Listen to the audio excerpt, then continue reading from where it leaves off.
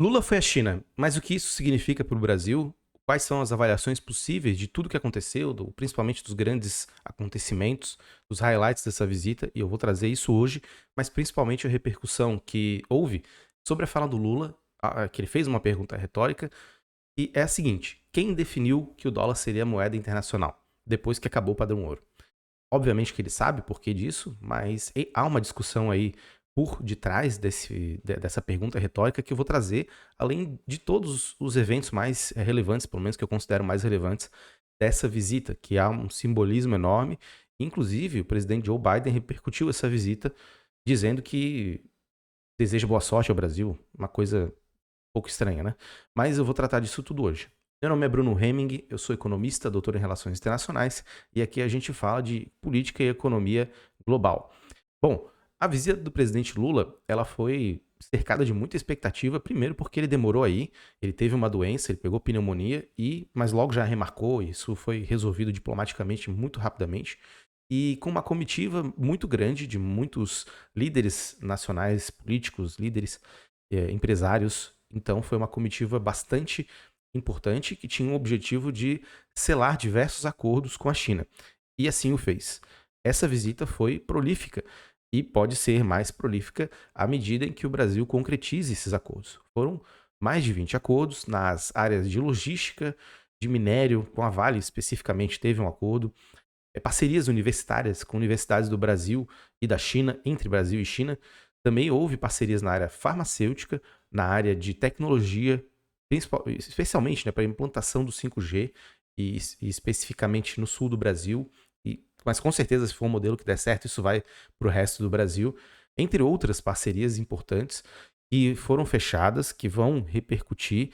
E eu vou destacar aqui, uma coisa que eu esperava era alguma sinalização no sentido da Belt and Road Initiative mais incisiva, mas fechamos parcerias de infraestrutura, e isso que o Brasil precisa, e dessa forma que esse encontro e as falas que o Lula fez, críticas aos Estados Unidos, críticas à hegemonia dos Estados Unidos, podem render.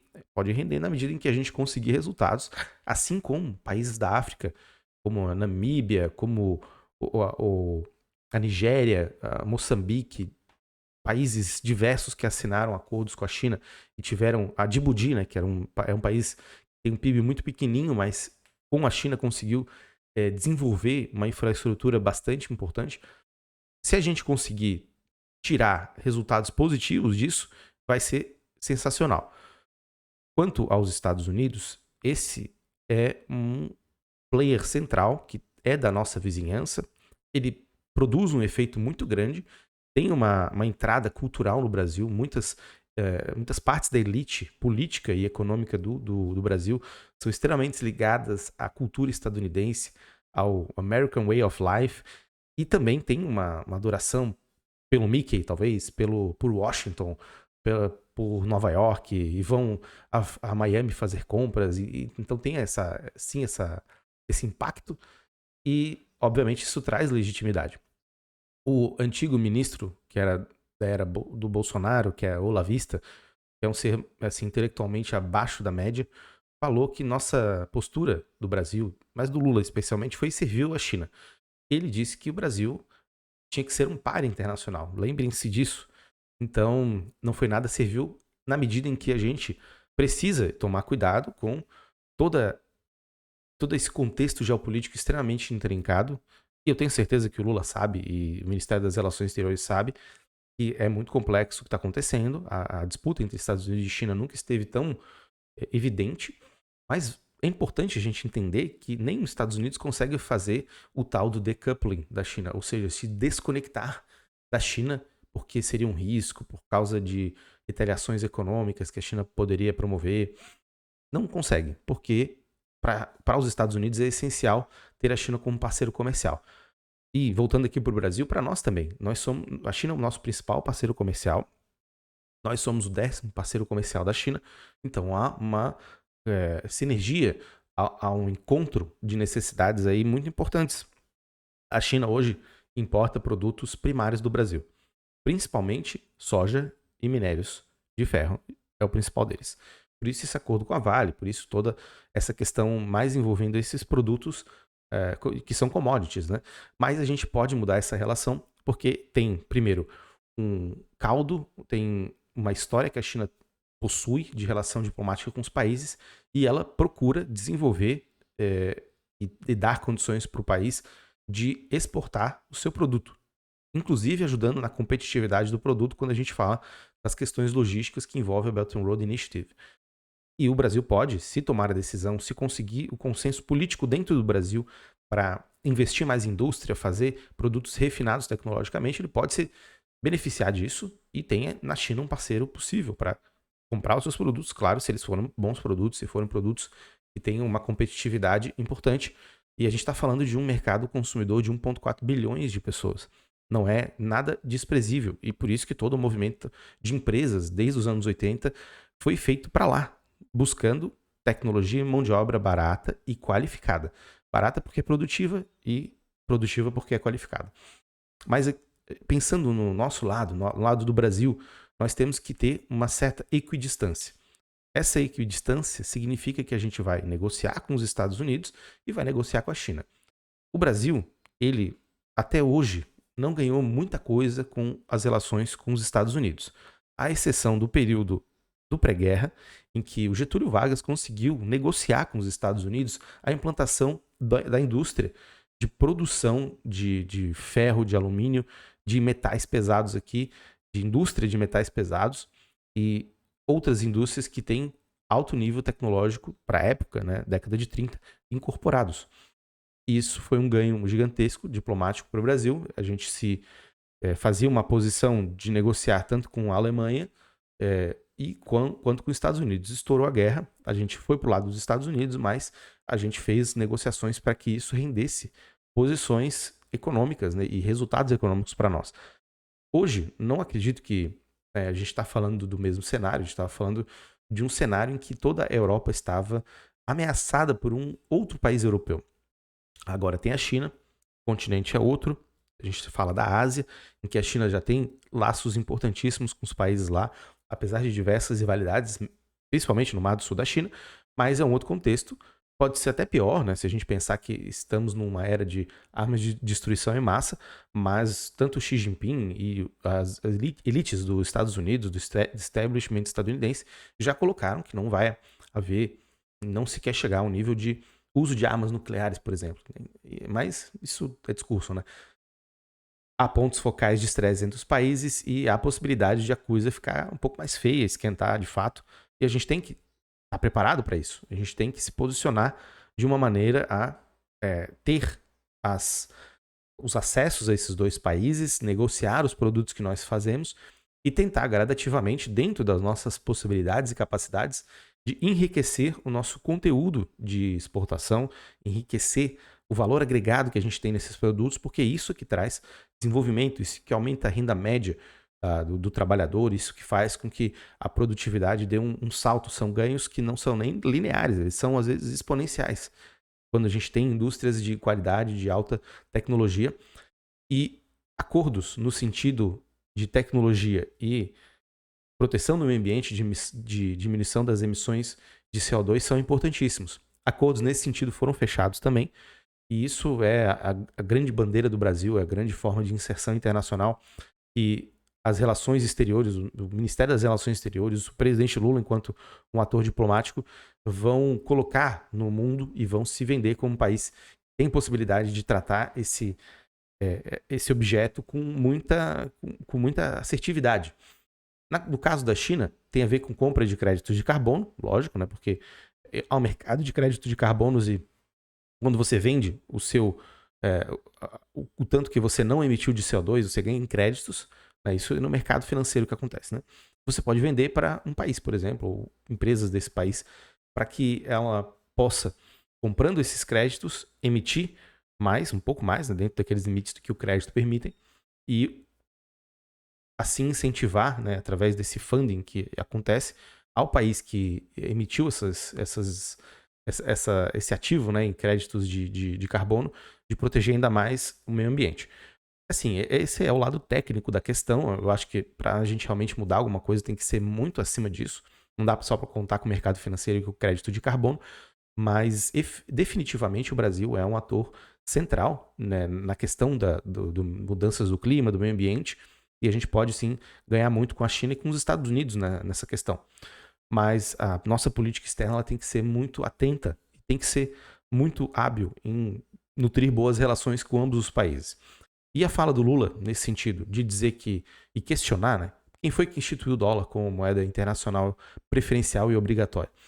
Obviamente, né, e o Lula deve saber disso, ele sabe com certeza, ninguém instituiu. O dólar é a moeda principal porque foi o país que aglutinou a maior quantidade de poder econômico, militar, tecnológico, financeiro também. E no final da Segunda Guerra, é o país que não estava na Europa, não foi destruído, não teve o impacto que países como França, como Bélgica, como Holanda tiveram. Então, ele pôde se colocar como o país mais relevante, o país que tinha maior poder econômico, poder de ajudar na reconstrução dos países europeus, e foi a moeda referência. É o país que tinha mais poder disparado. Esse poder já vinha de antes. Se a gente pega o livro do Barry Eichengreen, que é o Privilégio Exorbitante, ele já mostra que no final dos anos 10 do século 20, e principalmente ao longo dos anos da década de 20, os Estados Unidos já tinha uma liderança monetária e financeira muito grande. A Inglaterra, inclusive, tentou passar a liderança dos Estados Unidos através do seu Banco Central, das suas instituições financeiras, colocando para lá muitas linhas de crédito e jogando para lá algumas responsabilidades, entre aspas, de compensação econômica, monetária, financeira, mas os Estados Unidos não quis à época. Ele queria se concentrar nas suas coisas, na sua produção industrial, econômica e na gestação de um sistema financeiro aos moldes dos anos 20 e 30. Então, só a partir de 45 os Estados Unidos virou a liderança monetária e fez através de uma paridade entre 35 dólares valendo uma onça de ouro. Isso durou até os anos 70 e depois, quando todo mundo achava, como agora acho, que os Estados Unidos estava liquidado, que a moeda dos Estados Unidos ia ser substituída pelo marco alemão, pelo iene japonês, pelo franco da França, isso acabou. Né? E simplesmente os Estados Unidos chutou o balde, né? E falou que agora quem quisesse dólar ia ter que aceitar o dólar e não ia trocar mais por ouro, porque existia essa equivalência que eu expliquei, e aceitar o dólar por ele ser o dólar. Né? E o dólar valeria igual a em paridade com o título da dívida soberana dos Estados Unidos e mais nada. É o dólar fiat, é o dólar fiduciário. A partir daí foi assim, né? Então a gente viu o que aconteceu, né, dos anos 80 em diante, e até hoje o dólar é a principal moeda. Foi criada uma estrutura financeira e econômica que todos os países negociam em dólar. O dólar é demandado para todas as operações que envolvem, por exemplo, a exportação de produtos. Desde o seguro que você compra até o adiantamento em letras de dívidas comerciais, que são as debêntures, né? Tudo é feito em dólar. E claro, no mercado de commodities, todos os países têm reservas enormes em dólar, então é uma moeda que está praticamente presente no mundo. O que acontece agora é que a China vem fechando sucessivos acordos comerciais e sucessivos acordos monetários para o uso do renminbi, para aumentar o uso internacional do renminbi. E os Estados Unidos não gosta disso, e o Brasil assinou agora, recentemente, também um tratado que ia negociar com a China, poderia negociar com a China usando o real e o renminbi, fazendo trocas entre os países, entre os países usando as duas moedas. E o Banco do Comércio e da Indústria da China vai fazer as vezes de compensar, de fazer as trocas entre renminbi e o real junto com o Banco do Brasil. Então vai ser uma negociação direta, não vai passar pelo nosso dólar, né? No nosso onipresente dólar. E isso é uma aposta para o futuro. Para agora, isso significa custos para quem está negociando, porque eventualmente vai ter que incorrer em mais uma transação cambial para reverter em dólar, já que ele precisa pagar todos os seus fornecedores, precisa pagar suas dívidas, tudo é dólar, né? Mas é uma ótima iniciativa para o futuro. E o Lula tem razão nesse sentido, porque quando você tem uma diversificação monetária, o que acontece é que não pode haver um país que vai fazer uma política monetária e vai jogar o juro lá em cima de uma hora para outra e vai prejudicar todo um sistema de crédito no mundo inteiro. Porque quando os Estados Unidos joga a taxa de juros lá em cima, todo mundo corre para os Estados Unidos, porque a moeda dos Estados Unidos é uma moeda que é considerada um safe haven, ou seja, um paraíso para quem quer deixar o seu dinheiro e ele não desvalorizar. Logo, outras moedas precisam aumentar proporcionalmente mais do que o dólar fez, né? O que o Banco Central dos Estados Unidos fez, o Fed, aumentar mais o juro para que o dinheiro não saia e não haja um problema de balanço de pagamentos, não haja uma desvalorização cambial gigantesca, uma desvalorização da taxa de câmbio, né? Então, esses problemas são estruturais do sistema internacional. Os Estados Unidos, através do Fed, ele manda nos fluxos financeiros, ele tem um grande poder sobre isso, e é um problema, e cada vez mais é um problema. Com as sanções contra a Rússia, os países todos ficaram muito ressabiados, muito desconfiados em relação aos Estados Unidos, que foi lá e sancionou líderes políticos, sancionou o país, as movimentações de mercadoria, mas também falhou nisso. Acho que tem vídeo aqui no canal, você pode ver. Tem vídeo também explicando sobre a visita do Lula antes e que eu falei sobre as transações do Brasil e da China em renminbi. Falei tudo isso, expliquei mais ainda do que eu estou explicando aqui. Mas vale a gente ter em mente que a questão monetária ela vai sofrer uma mudança e a minha hipótese é que os Estados Unidos ainda vai continuar como uma principal moeda, principalmente no giro de câmbio diário nos mercados. Nas reservas internacionais vai haver uma queda relativa, porque outras moedas vão se impor e vão ganhar mais importância nas reservas internacionais de todos os países, mas a principal ganhadora vai ser a moeda da China, que é o renminbi. E tomando não o lugar do dólar nesse primeiro momento, mas o lugar do euro.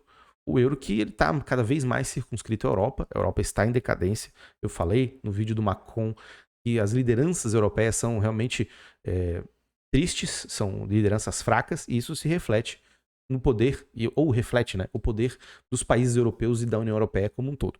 Mas isso é um parênteses, né, é uma parte aí da minha fala. O que importa é a gente entender que a fala do Lula, ela tem um contexto, ele sabe o que aconteceu historicamente com o dólar, e você perguntar por que o dólar é a moeda internacional, significa dizer o seguinte: dólar, Estados Unidos, nós queremos ter nossa autonomia monetária, nós queremos ter nossa autonomia comercial, e o dólar e os Estados Unidos não podem fazer as políticas que eles fazem para mudar todo o cenário, ter benefícios e obrigar todo mundo a aceitar todos os custos das mudanças, a aceitar um custo de um quantitative easing, que houve custos também em relação a isso, aceitar um custo de uma expansão da base monetária durante o Covid.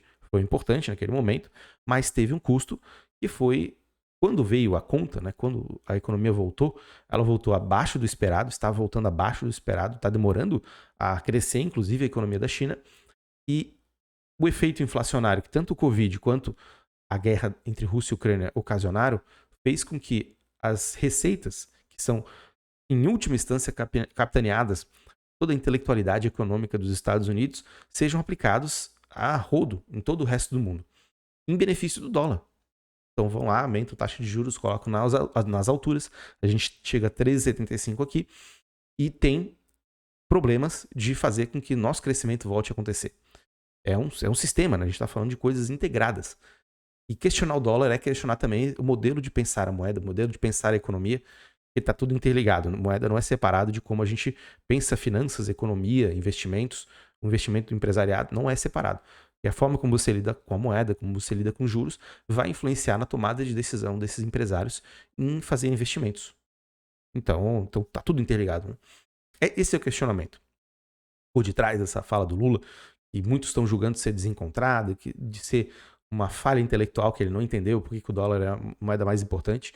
Eu acho que ele entendeu, acho que ele sabe, né? Ele foi presidente 2 vezes e está sendo a terceira. Então alguém deve ter explicado, ele deve ter lido muito. Então ele sabe, ele conhece a realidade do sistema internacional, ele sabe, viveu e vive o poder dos Estados Unidos, mas o mundo está mudando também.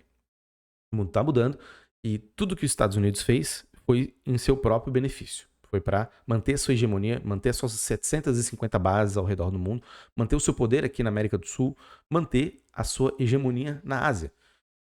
O Oriente Médio está sendo perdido pelos Estados Unidos também. E a Europa está enfraquecida. Muitos dos fronts dos Estados Unidos estão deteriorando. O Lula vê isso, vê que há um custo muito grande em ter o dólar e questiona, né? E aí? O que os Estados Unidos, o que você vai fazer? Né? E talvez essa pergunta seria mais certa. Não sei se o Lula estava pensando nisso, né? Porque eu não leio pensamentos, mas a gente deveria nós não deveríamos nos perguntar se os Estados Unidos ele tem algo a oferecer, se ele pode oferecer algo, ou se ele simplesmente vai continuar com a mesma política de mudar tudo que ele quer, a hora que ele quer, obrigar todo mundo a aceitar o custo e botar uma faca na garganta, essa expressão que o Lula usou mesmo, né? Mas botar a baioneta nas costas e falar, aceite ou nós vamos te sancionar. Aceite ou nós vamos colocar uma base militar perto de você. Para quando você questionar a nossa autoridade internacional, a gente vai invadir você e pronto, acabou. É essa mensagem que passa, né? Se ele vai conseguir ou não é outra história. Mas passa essa mensagem. São 750 bases no mundo inteiro, é muita base. É um aparato militar gigantesco. O orçamento militar dos Estados Unidos chega na casa dos 3 trilhões de reais. É muita coisa. Eles gastam mais todo ano com gastos militares do que nós gastamos com saúde, educação.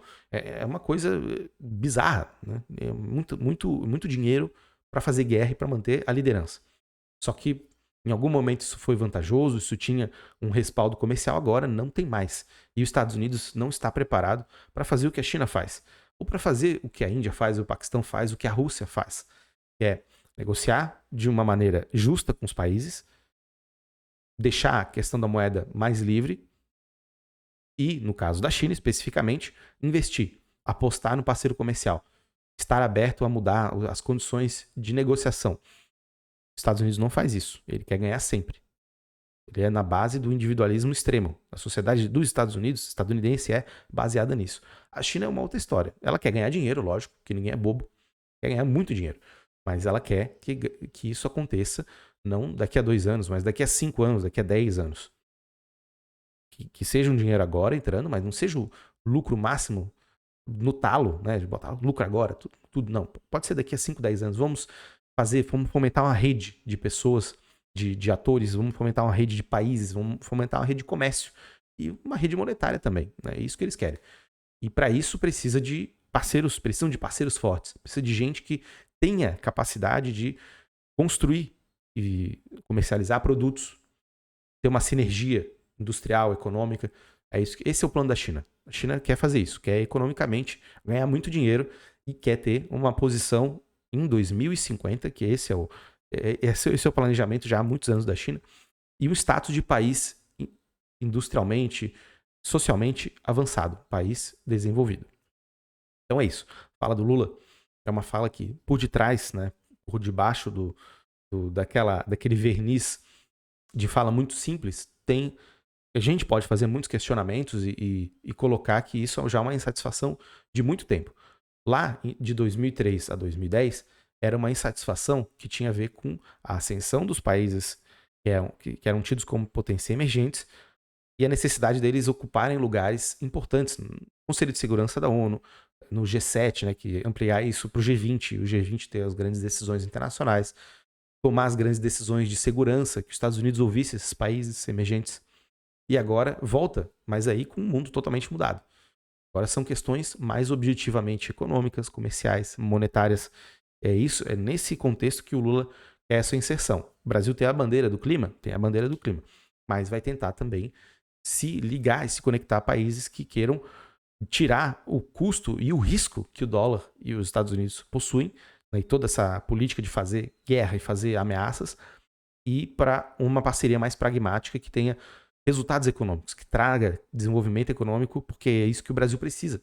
Nós estamos num momento em que a gente pode se deteriorar enquanto sociedade, virar um mix de Argentina com Colômbia, ou a gente pode se destacar e fazer uma política que vá trazer desenvolvimento econômico e opulência, né? E a gente precisa escolher bem os nossos movimentos diplomáticos, nós mostrarmos que somos autônomos para os Estados Unidos e buscarmos parceiros comerciais na Rússia, no Paquistão, na Índia, na China, nos países africanos, para que a gente consiga bons negócios.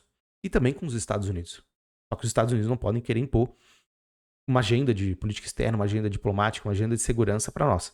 Nós somos um país autônomo, temos riquezas naturais, temos riquezas de capital humano, cultural, temos muitas riquezas e isso tudo pode se transformar também em uma riqueza de desenvolvimento tecnológico, que é o que a gente precisa de novo, né? Repito isso, precisamos muito. Mas é isso, eu acho que que vale a gente resumir, destacar dessa visita, é que é uma visita importante.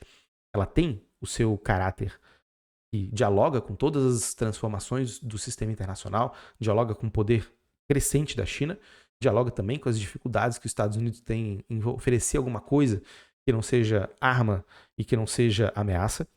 Os Estados Unidos precisa, se ele quiser continuar na posição de líder e de hegemonia, precisa ouvir mais os outros países que ganham cada vez mais poder. E só um parênteses, países como Turquia, países como o próprio Brasil, países como Índia, são países que têm ganhado um protagonismo muito maior. Países que têm a sua importância. E os Estados Unidos precisam ouvir eles para poder ter alguma legitimidade internacional, porque a hegemonia não é feita só de armas, não é feita só de força. Ela tem uma mistura de política, ela tem uma mistura de poder. É uma disputa, uma mistura de diplomacia, uma mistura de mostrar que tem capacidade militar. Então, os Estados Unidos, se quiser, ele precisa ouvir mais esses países e mudar o seu modelo. O seu modelo está defasado. Tem que ser um modelo muito mais próximo com o da China, que é de apostar economicamente nos países e não de colocar armas e facas no pescoço nos seus parceiros. Mas por hoje era isso. Eu acho que a gente pode ainda trazer esse tema da visita do Lula à China. O Brasil, né, ele tem uma pauta exportadora muito aderente, muito adensada com os chineses, e por isso que essa visita é tão importante. Além de ser um grande player global e geopoliticamente a segunda potência junto com os Estados Unidos aí no sistema internacional, para o Brasil é um ator central e a gente tem sempre que manter bons e ótimos diálogos com a China e fechar acordos comerciais, acordos de diversos tipos, como esses 20 que foram fechados aí, e que eles realmente vinguem, que isso traga resultado econômico para nós, porque também para o Brasil é um risco. A gente fez uma aposta arriscada, o Lula foi, falou coisas, né, e colocou situações, e a gente precisa de um resultado também, porque senão, se a China não nos der nada, né, se não tiver nenhum resultado, a gente precisa daí procurar outros parceiros e achar, e achar o nosso rumo, né? Mas é isso. Grande abraço a vocês, obrigado aí por terem me ouvido. Foi um vídeo mais longo, porque é um tema sensível, mas é importante a gente falar tudo isso, porque são questões complexas, que às vezes aparecem num vídeo de 1 minutinho ali na mídia, né? Uma entrada de comercial, e a gente já toma uma decisão, uma opinião sobre isso, mas são temas complexos e devem ser tratados na sua complexidade. Para vocês, um grande abraço e até mais.